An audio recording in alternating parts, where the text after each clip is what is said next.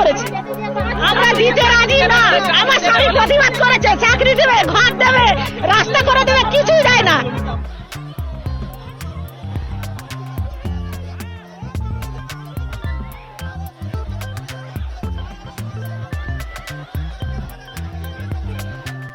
संदेश खाली, भ्रष्टाचार, टीचर भर्ती घोटाला, ओबीसी लिस्ट विवाद, टीएमसी नेताओं की गिरफ्तारी और अफसरों के खिलाफ जांच, बेरोजगारी, सीएए कानून, देश के भीतर घुसपैठ, पश्चिम बंगाल में चुनाव के लिए राजनीतिक मुद्दों की कमी नहीं रही।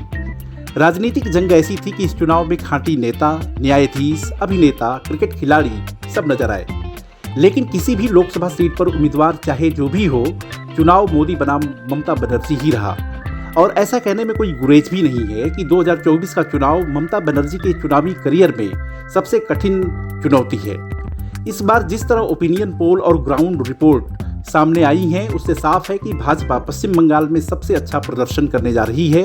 ऐसा इसलिए है क्योंकि ममता के सामने पिछले 13 साल की सत्ता विरोधी लहर है।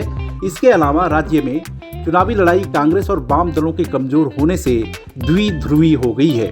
ऐसे में ममता विरोधी लहर का एक बड़ा हिस्सा भाजपा को मिलने की पूरी गुंजाइश है। भाजपा को सबसे बड़ा फायदा सीएए कानून लागू करने का मिलता दिखाई दे रहा है, क्योंकि इस एक फैसले से मतुआ समुदाय जैसा एक बड़ा वोट बैंक उसके पक्ष में होता दिखाई पड़ रहा है। मतुआ समुदाय के वोटर 24 परगना, मालदा, दक्षिण दिनाजपुर, उत्तर दिनाजपुर, हावड़ा और कूच बिहार में हैं। चुनावी नजरिए से देखें तो पश्चिम बंगाल की 10 लोकसभा सीट और 50 विधानसभा सीटों पर मतुआ समाज का प्रभाव है। और भाजपा 2021 से खास तौर से मतुआ वोटरों को रिझाने की कोशिश भी कर रही है और लगता है कि इस बार भाजपा की यह कोशिश कामयाब हो जाएगी। इसके अलावा ममता बनर्जी ने सीएए का पुरजोर विरोध किया है। अब बात करते हैं इस बार भाजपा का चुनाव में कैसा प्रदर्शन रह सकता है। एक ओपिनियन पोल ने भाजपा को इस बार 25 सीटें दी हैं, वहीं दूसरों ने 19 से 20 सीटें दी हैं। हालांकि तृणमूल कांग्रेस इन दावों के उलट 35 सीटें जीतने का दावा कर रही है। बंगाल में भाजपा की चुनौतियों के बारे में बात करें तो ये बात बार बार सुनने के लिए मिलती है कि बंगाल में दीदी को टक्कर देने के लिए भाजपा के पास मजबूत संगठन और कोई बड़ा चेहरा नहीं है और उनके कई नेता टीएमसी से आयातित हैं। पश्चिम बंगाल में शुभेंदु अधिकारी बीजेपी का चेहरा हैं, लेकिन भाजपा के लिए एक और चुनौती रही कि राज्य के करीब 30% मुस्लिम वोटरों में से बड़ी संख्या की पार्टी से दूरी बनी हुई है। कहना गलत नहीं होगा कि सीएए कानून ने इस दूरी को कम नहीं किया है।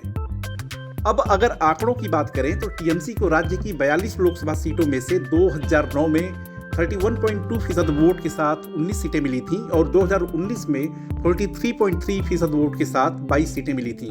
पिछले चुनाव में टीएमसी के पक्ष में लगभग 4% मतों का स्विंग देखने को मिला था, लेकिन उसे 12 सीटों का नुकसान उठाना पड़ा था। पश्चिम बंगाल में बीजेपी का उभार हैरान करने वाला है। 2009 में बीजेपी को 6.14% वोट के साथ केवल 1 सीट मिली थी। 2019 में बीजेपी का वोट बढ़कर 40.3% हो गया और 18 सीटें मिली। लेकिन इस बार ऐसा लगता है कि भाजपा कहीं अच्छा ज्यादा परफॉर्म कर सकती है।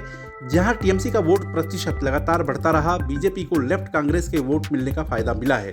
यह बात समझना जरूरी है कि ऐसी 12 सीटें हैं जहां बीजेपी पिछली बार 10% से कम वोटों से हारी थी। अगर कांग्रेस गठबंधन के पक्ष में कुछ भी प्रतिशत वोट जाता है तो इसका सीधा नुकसान टीएमसी को ही होना है और बीजेपी फायदे में रहने वाली है। भाजपा के लिए चुनौतियां भी हैं। साल 2021 विधानसभा चुनाव में हार के बाद पार्टी में बिखराव दिखा है। स्थानीय निकाय चुनाव में कमजोर प्रदर्शन भी भाजपा की चुनौती रही है। इसके अलावा ममता बनर्जी की लोकप्रियता, अल्पसंख्यक वोट बैंक, लक्ष्मी भंडार, कन्याश्री, सुबुज साथी, युवाश्री, बुजुर्ग पेंशन जैसी योजनाएं एक बड़ा वोट बैंक भाजपा के लिए चुनौती के रूप में दिख सकते हैं।